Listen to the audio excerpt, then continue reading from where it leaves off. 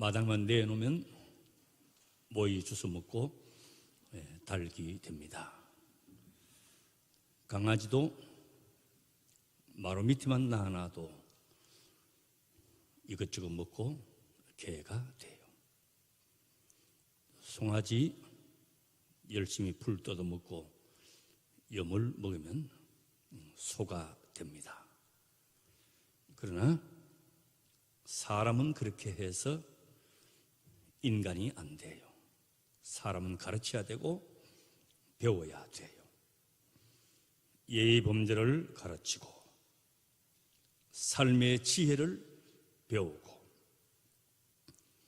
신앙을 제대로 심어주기 위해서 가정에서도 교회에서도 가르치고 배워야 돼요. 예수님의 모습을 보면 제자들에게 말씀으로도 가르쳤지만은 본을 보이시는 행동으로 교육을 했어요. 부모가 자식을 가르칩니다. 이걸 가정교육이라 그래요. 부모의 훌륭한 말도 중요하지만은 부모가 일상생활에서 본을 보이는 것이 더 중요해요. 내 자식이 신앙으로 살기를 원하면 기도하는 모습 보이고 성령 읽는 모습도 보이고 신앙적인 삶의 모습 보이고 앉으면 남 비난이나 하고 교회 욕이나 하고 망치는 거예요. 부모도 망치고 자식도 망치는 거예요. 우리 사람에게는 동물적인 요소도 있고 인간적인 요소도 있어요. 두 개가 다 같이 있어요. 그러나 성도에게는 한 요소가 더 있습니다. 그리스도인의 요소, 하나님의 사람의 요소가 있어요. 동물적인 요소는 가르치지 아니하고 배우지 아니해도 다 돼요. 배고프면 먹고 싶고 목마르면 마시고 싶고 이거는 안 가르치고 안 배워도 다 하는 거예요. 그래서 교육은 동물적인 요소대로 따라하지 않게 하는 것이 교육이에요. 본능을 거스리고 자제하는 것을 가르치고 배워야 하는 것이, 그래야 복된 사람이 될 수가 있어요. 제가 서울구치소 가보니까요, 다 많이 배웠어요. 다 고위직에 있던 분들이 많이 있어요. 그런데 본능을 못 거스르는 거야. 돈이 아무리 좋아도 내 거 아니면 먹어서 안 돼요. 먹으니까 뇌물이 되고 전부 다 그래가지고 있는 거예요. 유치원 교육만큼도 못하는 거예요. 가르쳐서 훈계가 되는 말을 잠언이라 그래요. 오늘 본문도 솔로몬의 잠언이에요. 사람이 사람에게 가르치는 지혜를 가장 오래된 방법이 잠언이에요. 속담도 있고 우화도 있고 설화도 다 있지만은, 그러나 그 속에 잠언적인 교훈이 포함되어 있어요. 솔로몬의 잠언 안에는 지혜로운 자와 미련한 자에 대한 말씀이 나와 있어요. 지혜로운 자는 지혜를 좋아하고 미련한 자는 미련한 것을 좋아한다 그랬어요. 몇 군데 성경을 인용해 보면 잠언 1장 7절에 미련한 자는 지혜와 훈계를 멸시한다. 잠언 1장 22절에 너희 어리석은 자들은 어리석음을 좋아하며 거만한 자들은 거만을 기뻐하며 미련한 자들은 지식을 미워하나니 어느 때까지 하겠냐 그랬어요. 잠언 10장 23절에 명철한 자는 지혜로운 낙을 삼느니라. 잠언 14장 18절에 어리석은 자는 어리석음으로 기업을 삼아도 슬기로운 자는 지식으로 면류관을 삼느니라. 자, 이렇게 따져보면 내가 좋아하는 것이 무엇이냐 이걸 보면 내가 지혜로운 사람인지 미련한 사람인지 분간할 수가 있어요. 먼저 지혜로운 사람은요, 말하는 것이 지혜롭게 하고 덕스럽게 하는 거예요. 그러나 미련한 자는 말하는 것이 미련하게 하고 덕을 끼치지 못하는 거예요. 저도 목회하면서 보면 참 일도 잘하고 열심히고 오래 다 믿었는데 어느 순간에 가가지고 그냥 말로 다 쏟아버리는 거예요. 다 엎어버리는 거예요. 너무 불쌍하죠. 잠언 12장 23절에 슬기로운 자는 지식을 감추어 두어도 미련한 자의 마음은 미련한 것을 전파하느니라. 잠언 15장 2절에 지혜 있는 자의 혀는 지식을 선히 베풀고 미련한 자의 입은 미련한 것을 쏟느니라. 잠언 16장 23절에 지혜로운 자의 마음은 그 입을 슬기롭게 하고 또 그 입술에 지식을 더하느니라 그랬어요. 그래 잠언에 보면요, 미련한 사람은 우선 말을 많이 한다는 거예요. 많이 할수록 말은 쓸 말이 적어지는 거예요. 마음 상한 일이 생기고 덕을 끼치지 못해요. 전도서 10장 12절 14절에 보면 지혜로운 자의 입은 은혜로우나 우매자의 입술은 자기를 삼키나니 그 입의 말의 시작은 우매요 끝은 광폐니라. 우매자는 말을 많이 하느니라. 어느 부인은 얼마나 수다를 많이 하는지 전화 한번 잡으면 보통 3시간, 짧으면 2시간. 홈쇼핑 이야기, 애들 이야기, 시댁 이야기, 남편 흉보기, 막 구역 이야기, 막 그칠 줄을 모르는 거야. 계속. 하루는 전화가 왔는데 이날은 3시간이 아니고 30분 만에 끊더랍니다.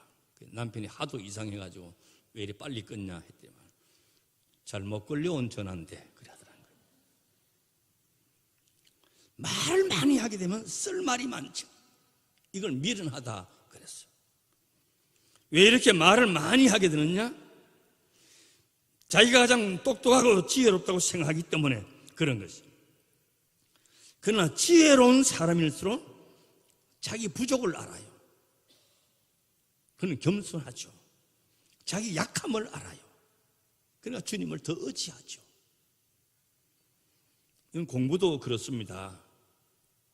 공부는요, 많이 하면 할수록 모르는 것이 더 많아지는 거예요. 갈수록 좁아지는 거예요. 알면 알수록 알 수 없는 신기한 일이 더 많아지는 거예요. 그런데 유치원생들은요, 9단, 3단만 외워도 다 아는 것처럼 자랑하는 거예요. 세상 거 다 아는 것처럼 그래요. 잠언 12장 15절에 미련한 자는 자기 행위를 바른 줄로 여기나 지혜로운 자는 권고를 듣느니라. 지혜로운 사람은 권고를 들어요. 말씀을 경청합니다. 귀담아 듣습니다. 이거는 하나님의 말씀은 귀담아 들어요. 경외함으로 지켜요. 그러나 어리석은 사람은 말씀을 멸시해요. 말씀을 멸시하는 것은 그 말씀을 하신 사람을 멸시합니다. 말씀을 멸시하는 것은 하나님을 멸시하는 것이 되는 거죠. 하나님을 멸시하고 복된 삶을 살 수가 없어요. 그래서 순종이 제사보다 낫다 그러잖아요. 여러분, 사울 왕이 하나님으로부터 후회스러운 사람이 되었어요. 버림받은 사람이 되었어요. 왜 그러냐? 정치 잘못했냐? 전쟁을 잘못해서 그러냐? 다윗을 공연히 미워해서 그러냐? 아니에요. 하나님의 말씀을 버렸기 때문에. 나도 너를 버린다 말씀하시죠. 하나님 앞에 버림받은 사람이 복된 삶을 살겠습니까? 그 인생이요 비참하게 되는 거예요. 이게 미련한 것이. 그 성경을 읽어보면 사울 왕과 다윗이 상당히 긴 세월 동안 광야에서 지냅니다. 사울은 다윗을 쫓는 자로, 추격자로 광야에서 있었고, 다윗은 쫓기는 자로, 도망자로 광야에서 있었어요. 이 광야에서 사울 왕은 3,000명의 군사를 동원했지만은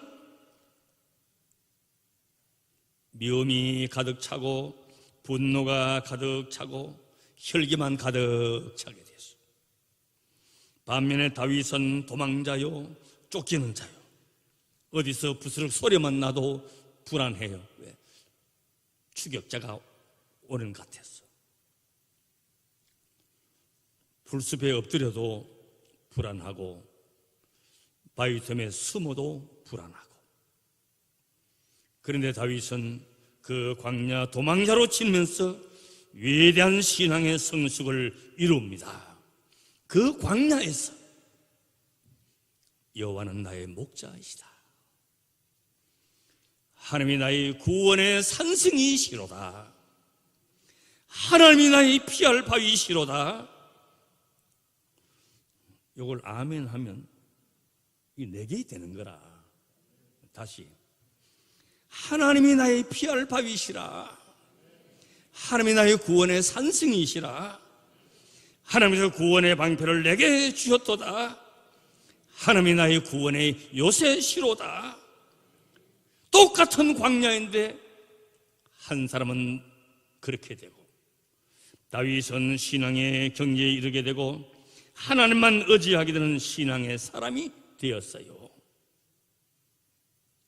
엄청난 인생의 값진 보화를 광야에서 얻었고, 사울은 왕이지만 다 잃어버렸어요. 그 말로가 비참하게 되었어요.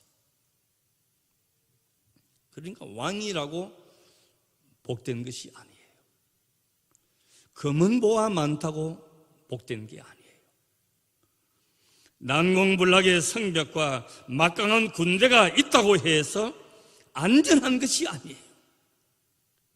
하나님으로 자기 하나님을 삼고 자기 도움으로 삼는 그 사람이 복된 삶을 살 수가 있고 진짜 지혜로운 사람이에요.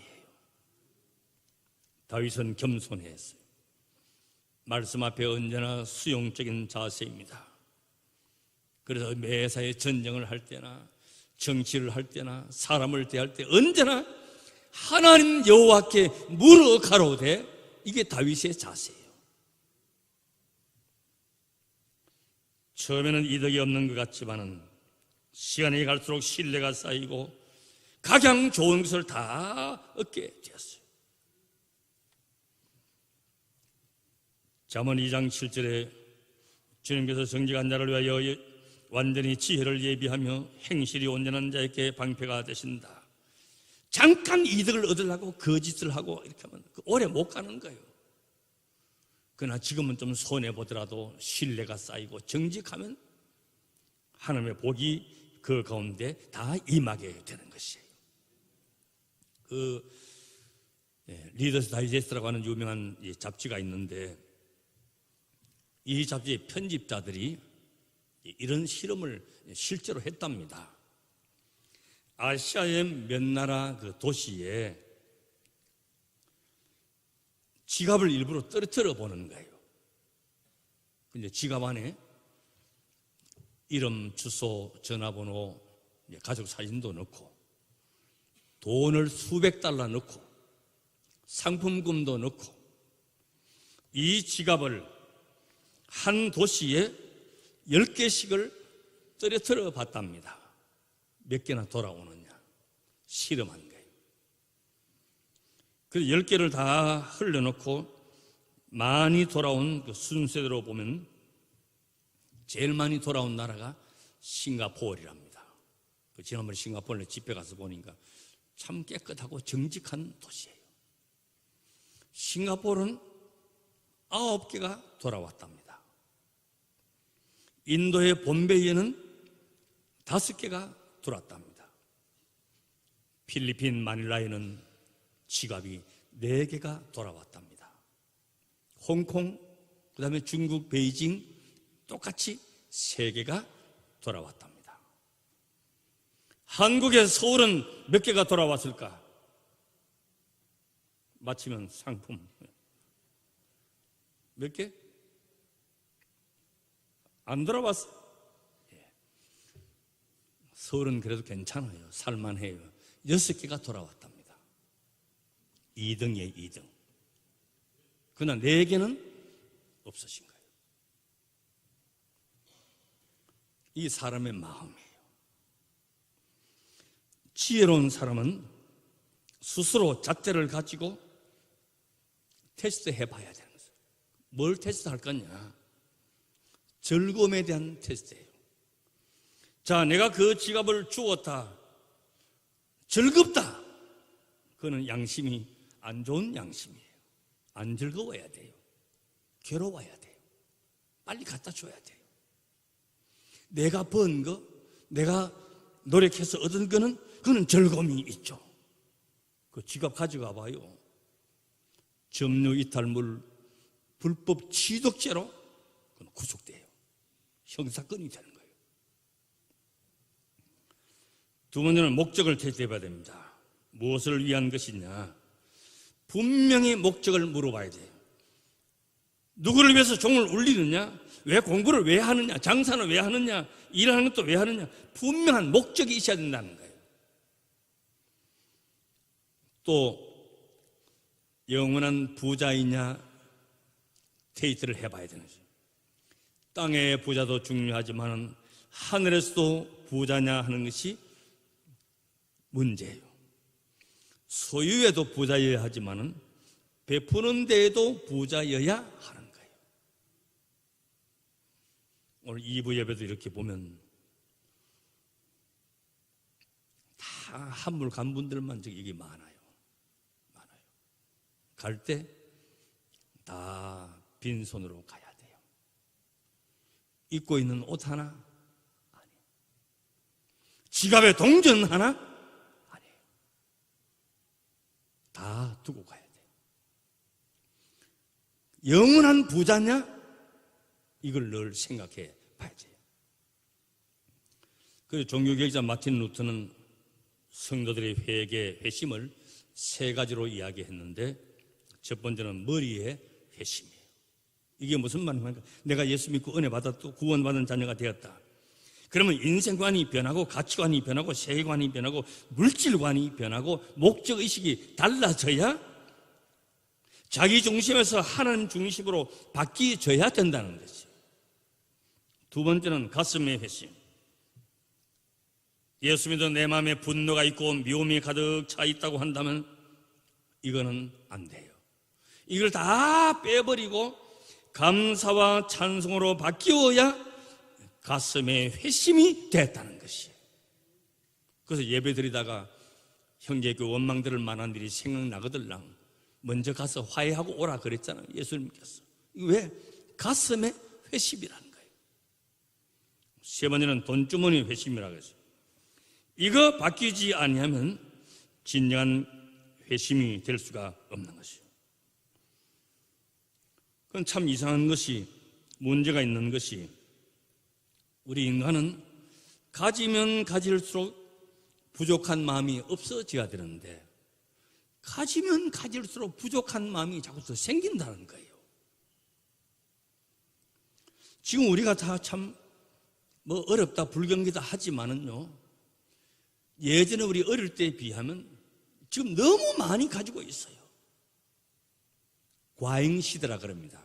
소비의 과잉, 속도의 과잉, 먹는 것의 과잉, 과한 것이 많아요. 그런데 놀라운 것은 불만도 과잉이 되더라는 거예요.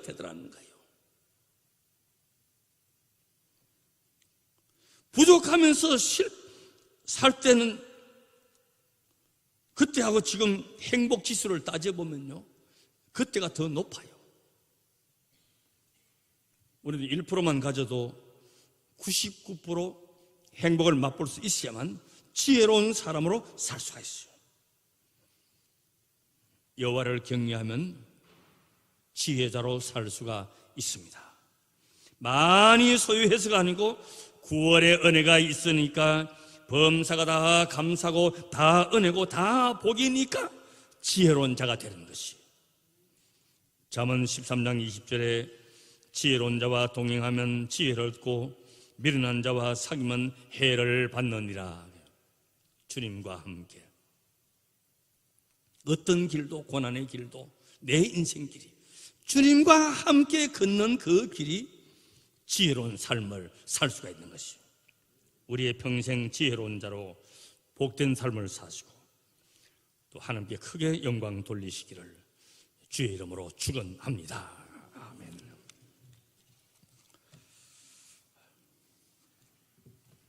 (6월) 호국 보훈의 달 맞이하면서 오늘 성령 강림 주일을 저희들이 기억하면서 하나님과 동행하며 주님과 함께 걷는 길 되게 하여 주시옵시고, 언제나 지혜롭고 승리하는 삶을 살게 하여 주시옵소서.